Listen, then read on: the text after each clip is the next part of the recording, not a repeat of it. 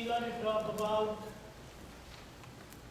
the holistic way of living, the way it was lived by the absolutes. We will just go through some of the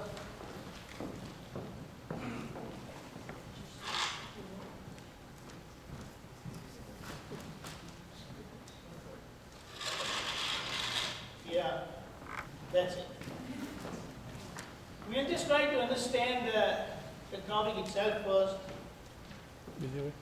Holistic way of living by absolute visionary.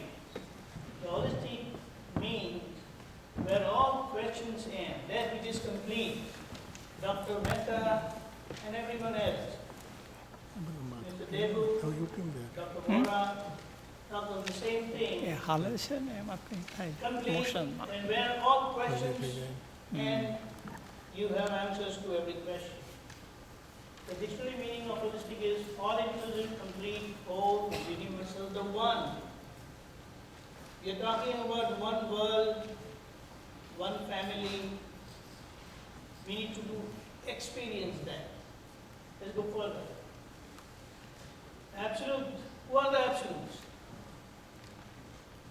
One who had disintegrated or eliminated his small I, what Dr. Vora said, and the big I is functional. Today it is there, but it is not functioning. It is functioning like involuntarily. What is that which is obstructing the big I to function, and it is not allowing us to experience that big I within me, within everyone whom I come across? So, absolute means those who are very complete, total, perfect, pure, supreme, ultimate, positive, unambiguous, omnipresent. This omnipresence needs to be understood. When I identify myself as Deepak Mistry, or now Swami Deepakanand ji, then as Dr. Vora said, 5 feet, 4 feet 11, maybe I am 5 feet 4 then. And maybe if someone is tall, then he might say that 6 feet 2 or 7 feet. But no, my expanse truly is universal, what it says. So we need to understand the vision, or vision relates to understanding, knowing, experiencing. So what was that vision which was given by Lord Krishna? It was such a wonderful lesson what he gave, probably just for 3 hours. And in those 3 hours, that whole transformation took place within him. He was awakened, he fought the battle, he won the battle, and finally he got liberated. So that was the beauty of Lord Krishna's wisdom of knowledge, which he experienced himself, and he gave it to Arjuna. Wow. There are people who study for years together, maybe lives together, but their experience is a question mark. Because what I experience is important. And what was that which Lord Krishna gave it to Arjuna? That was his absolute vision. That was his holistic vision. And remember, whoever who talks about religion, somehow, somewhere you will see that there is some commonness everywhere. But we get so much stuck with the rituals and beliefs, and we are fighting. And that is the cause of our separation. So here we will try to understand what is that holistic part, that common part, that center which is complete in itself and it is working within us. We need to recognize that, understand that, and experience that. So once if I experience that within me, then I'll be able to experience it everyone. Visionary means one who is far-sighted, one who a seer, a person with unusual powers of foresight, one who has thoroughly understood the science of life and living in its cause and effect, what Dr. Mehta has elaborated, and the relationship ultimately leading to the fundamental principle of holistic science, non-discriminatory vision. When we identify, recognize, understand and experience that big I which is there in everyone, it doesn't matter whether the other person experiences that small I, that I am Swami, I am a lady, I am a man, I am so and so, I am so and so, I am so and so. But that big I is there within everyone. So it is for me to experience that big I when I have that discrimination-free vision, leading to oneness. And that only will make me humble. And when I see and start living myself in others as I do within me, then I will become perfectly humble. So ultimately, when that religion is understood as that inner science, which is complete, it will lead everyone, especially the individual, to that perfect humility. As Sahibji Debu has said, Vedanta, everyone admired this great man. And it's like what we say, holistic way of thinking means believing, understanding and living to the path of completeness. But what is that completeness needs to be understood. What he has said, we all identify ourselves by the religion what we follow. In every religion of today, what the world knows is ritualistic, based on rituals. And we differ based on rituals because we identify ourselves based on that religion, we are separated. That loneliness what we feel is because those belief structure what I live in, it is not possible for any two individuals to have the same belief. The reason is everyone has or occupies a different space. And because there is a difference of that basic space, two individuals cannot think and believe 100% the same. So there comes a question how to live with others. We get that. So this is it.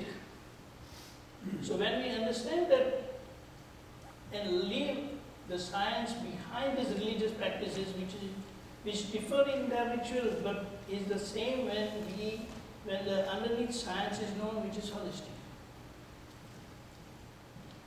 We will try to analyze now our whole day's activities, that sometime, somewhere, we commit some mistake.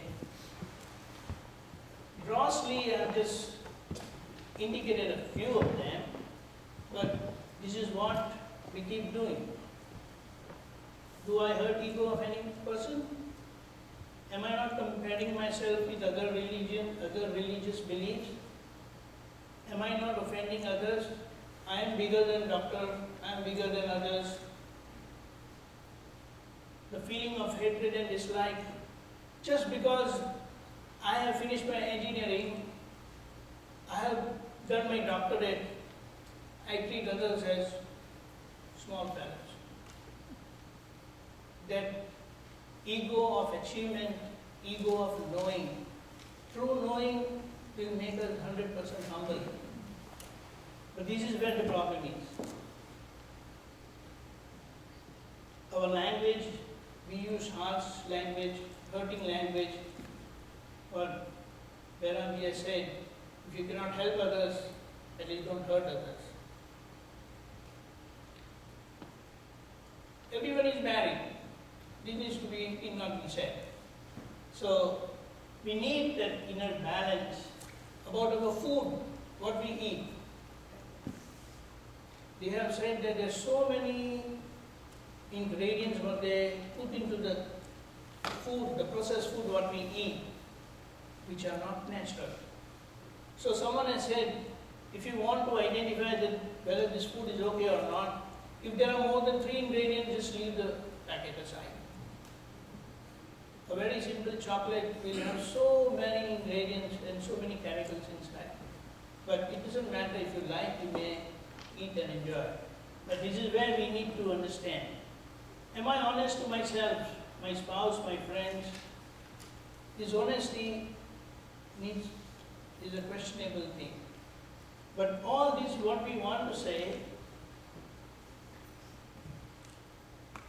the whole day long we are committing some or the other mistake by virtue of which I am hurting others. Is it not the thing? Are we living in a way that others don't get hurt at all? But this is the fact of life.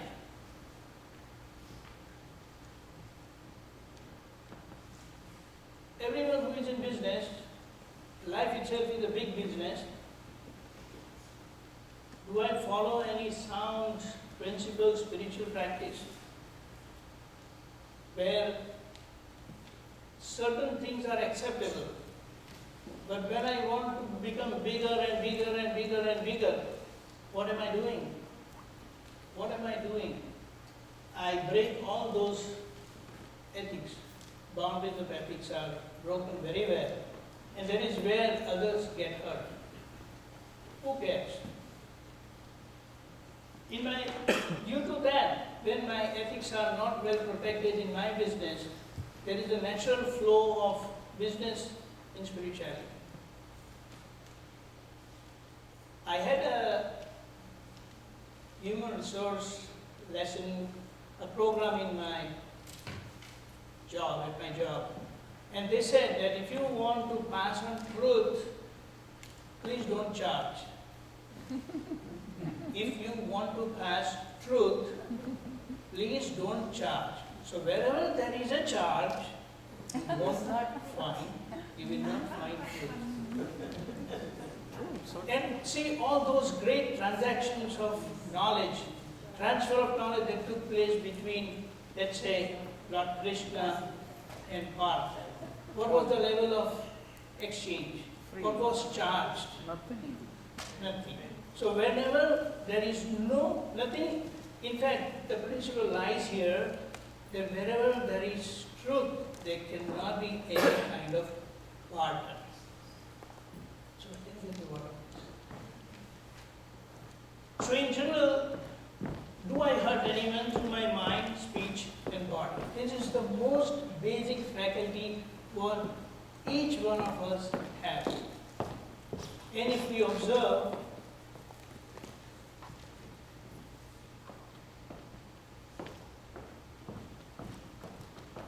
the answer is dangerously yes, and we are not doing anything about it.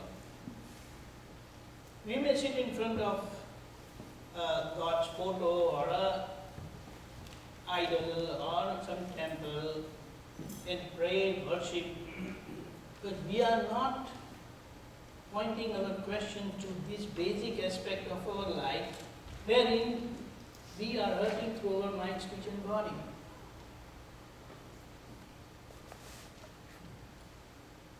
And after doing all this, can I say I am not at fault at all? I wear wonderful clothes and go out, posing myself as I am a great person. But see what is happening inside. We need to understand that, be aware of that. And with all this, how can I be at peace with myself? Let us just not talk wisdom. We want to start living wisdom now. But how can I achieve that peace and happiness leading to perfection? So let us go step by step. First of all, very basic, people, they talk a lot about mindfulness today. So am I mindful of what's happening? What Dr. Vora said, you breathe and you be mindful about your breathing. Slowly, slowly, she took to her head, to her body, to her legs, then to her heart, everything.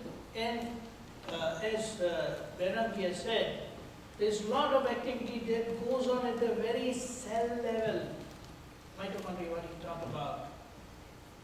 We are not aware of those big, grosser thing that happens, the speed that is spoken by our cell.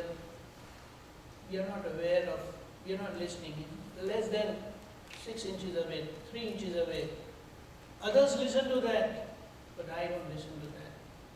Isn't that a big question for ourselves? So let us be mindful of what is happening.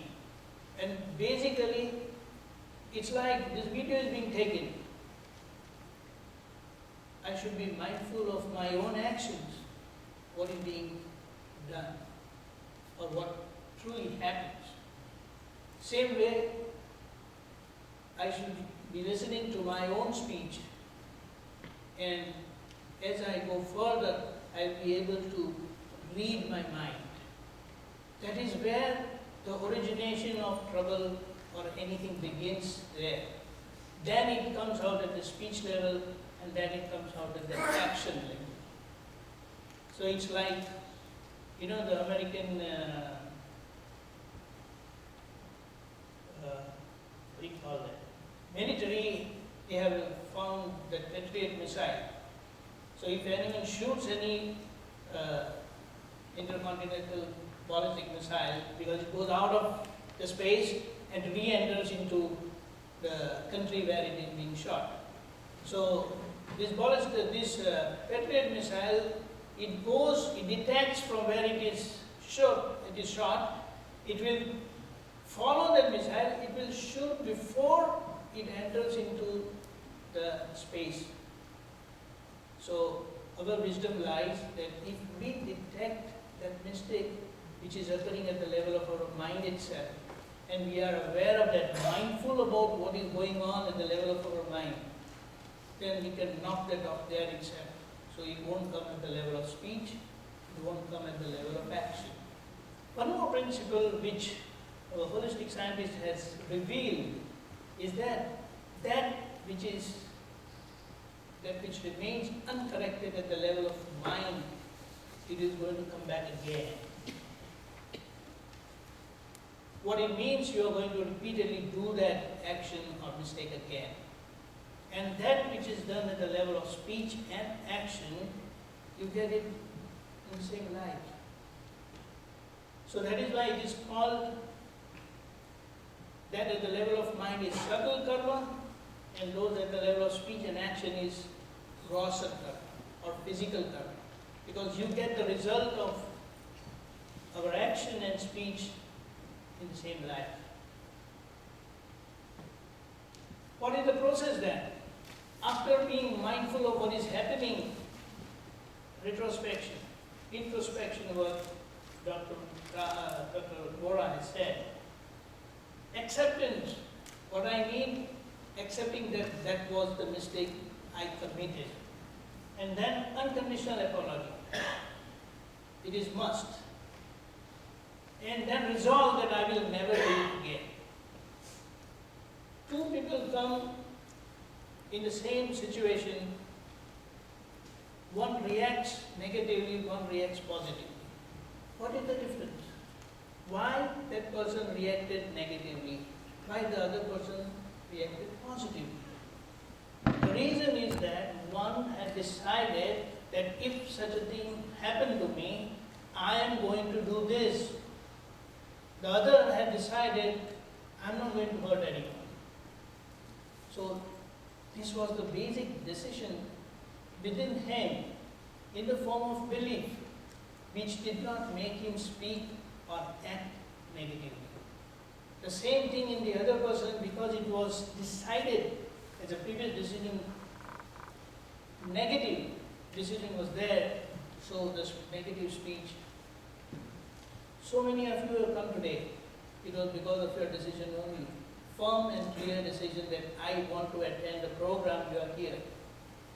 Of course, the other circumstances were favorable, that's how you could reach him. There may be others who had decided, but they didn't have other evidences which were not supporting, so they could not come. And others, the rest of them who had decided, no, such program keep going on, there's no point in going there. So even if there was someone who can bring them here, they had decided not to come, so they didn't come. That's the thing. So this was we talk about the physical and the subtle term. The projection part is very important. Here, see, what are the principles? The basic principle is very important. Whatever gets decided and firmly resolved, eventually it happens. So one who has decided whatever is his decision, it is going to happen in his life.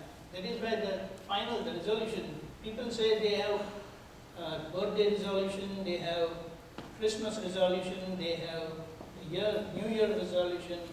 So this resolution needs to take place every moment a mistake is committed. And once the power of resolution, what it means, decision is strong enough, then though that inner previous decision is there to do anything negative, but this positive decision power inside will take over the negative part, and you won't be able to commit any mistake. And that is why we said, we are good and so responsible for ourselves, no one else. If someone hurt us, it is not that person who is at fault, but it was my fault which made the other person an instrument as a party to deliver that pain to me, that suffering to me.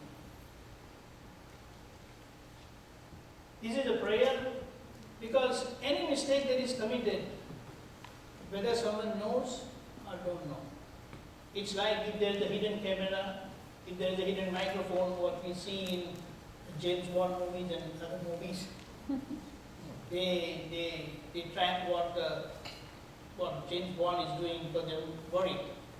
But if we are aware, what we want to say, every mistake is committed in the presence of that inner divine God. As Dr. Gora said, if you don't like God, that divine light, inner light. And if we come to know through mindfulness that I have committed this mistake, in the presence of the same light, if I decide, if I accept, and I decide not to commit that mistake again, feel sorry for that mistake that is committed, and resolve never to do it again, it will bring a definite change in our life. This factor or aspect of confession, forgiveness, is in every religion. This is the holistic part, common part in every religion, which we need to explore, understand, and practice. I just wanted to highlight this because what I talked about was totally based on the spiritual master called Dada Bhagwan whom we met, and now His Divine Holiness Kanudaraji is here in California, but because of his healing back, he was not able to come here. But the whole science was put as holistic by Dr. A.L. Seshagiri Rao. He is PhD from Harvard University and a professor emeritus of religious studies at the University of Virginia in Charlottesville, Virginia. History of Religion, Hinduism, Religion of India. He was chief editor of Encyclopedia of Hinduism, 18 volumes, a few years back. And I think in 2012 they had inaugurated that, they had released the first edition. But the term, the name, holistic science was given by Dr. Ram. So I wanted to give a word of appreciation to him. Later on by the team of Holistic Science Research Center, because this basically relates to inner science, the term holistic inner science was given to this whole understanding. So science without a living exemplary life, that is also very important. Arjun Parth could understand the science because Lord Krishna was living. He could pass on that message of wisdom in just 3 hours. Because on that first day this transaction took place, the first day they also had fought the battle. If we understand that from morning sunrise to sunset, if it is 12 hours, we understand that maybe 3 hours they spent on preparation, 3 hours they had this transaction, in rest 6 hours they fought. So, without a living exemplary example of a holistic scientist to understand, to know, to experience, and to live that scientific way is impossible. So, Dada Bhagwan was our founder, holistic scientist, and His Divine Holiness Kanu Dadaji is the living holistic scientist of today. The best part of these scientists is such, even if you have seen their photograph, and just think of him and do your prayer or ask for whatever you want, you make your decision, then you will see with the greatest miracle that it happens without any effort. Probably that was the motive force with Arjun right in front of him because Lord Krishna was there. Same way with Lord Mahavira. For Gautam Swami, Lord Mahavira was his ideal. But he was there, present. Today we are very fortunate that we have a holistic scientist, and here he is. He was the founder of holistic scientist, Dada Bhagwan. He is the present holistic scientist, and this is his humility. When he does this, he says we are one. And not just by showing us, posturing himself that he is one, he experiences that oneness also. And we all need to experience the same oneness. Welcome to the question and answer. Thank you so much.